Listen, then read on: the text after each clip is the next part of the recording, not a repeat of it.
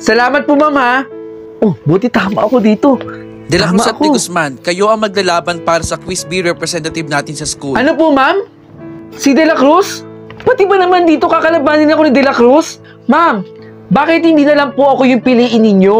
Eh, mataas din naman po yung score ko eh. Ako na lang po ang ipanlaban ninyo sa school. Ma'am, kaya ko pong ipanalo yung school natin kesa yan si De La Cruz. Kaya ko rin naman po, ma'am. Kung sino ang magiging highest sa inyo, yun ang ipanlalaban natin, okay? O sige, ma'am. Ganun na lang po. Papatunayan ko po sa inyo na ako dapat ang ipanlaban po ninyo sa school at hindi yan si De La Cruz. Lagi na lang nakikisabay sa akin eh. Yes, buti tama ako dito. Si De La Cruz yung highest? De La Cruz, perma ako ng papel mo. To. Oh, paano ka naging tama dito? Ganito rin yung sagot ko eh, pero mali ako. Eh di dapat mali ka, De La Cruz. Ano to, nandadaya ka? De Guzman, sumunod kasi ako sa instruction. Ibig sabihin mali ako dahil hindi ako sumunod sa instruction? Ganun na nga, De Guzman.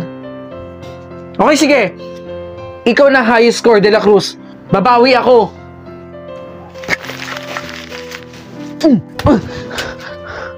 De La Cruz! De Guzman! Yan! Siya si De La Cruz. Siya yung pilit na inaagaw yung trono ko panlaban dito sa eskwelahan natin. Eh alam naman natin na ako lagi ang pinilalaban dito. Umiepal yan si De La Cruz. Ito ang tatandaan mo. Hindi mo makukuha yung trono ko bilang panlaban dito sa eskwelahan natin. Hindi ka mananalo sa akin, De La Cruz.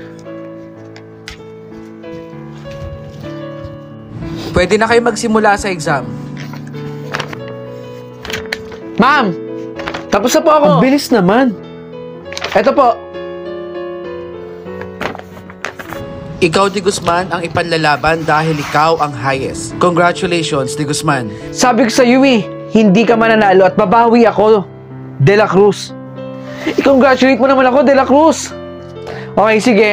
Uwi na po ako, ma'am. Ma'am, saglit lang po. Si De Guzman po ay nandaya. Pumunta po siya ng faculty para picturean yung answer sheet. At dahil dyan, De La Cruz, ikaw ang magiging representative ng school natin. Salamat po. Hindi po pwede yun. Disqualify ka, De Guzman, dahil nandaya ka. Nasaan kaya dito yun? Ayun.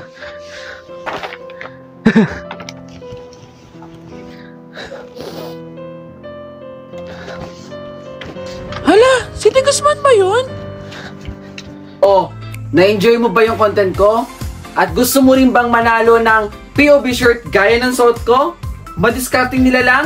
Nako, wag mong kalimutang i-follow yung Facebook page na nandito sa screen.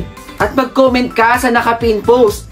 Sagutin mo lang ang tanong na, bakit dapat ka mabigyan ng POV clothing ko? 3 designs meron tayo. Malay mo, isa ka na sa mabigyan ng POV shirt ko. Ano pang inaantay mo? Mag-comment ka na doon. Bilis!